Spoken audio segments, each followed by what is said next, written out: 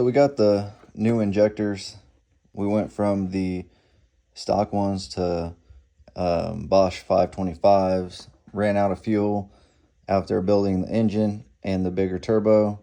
And then we just put in the Works 600 cc's, good for up to flow up to the same as a 650 cc at 4 bars, 600 at 3 bars. But Works forgot to add the adapters for the Fiat OEM plug right here to connect to the injector. So got a hold of them. They overnighted these adapters.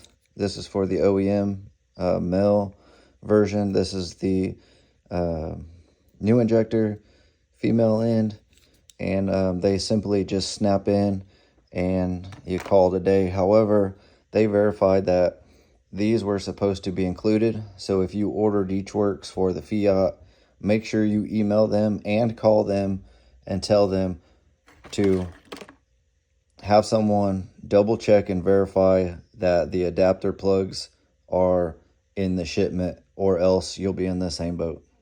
Hopefully this helps.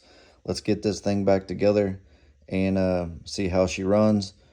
After we get these installed, we got the new 93 tune from John at Tork Motorsports, and then we also have the big E85. So let's see what this thing can do, because we got a dyno day coming up.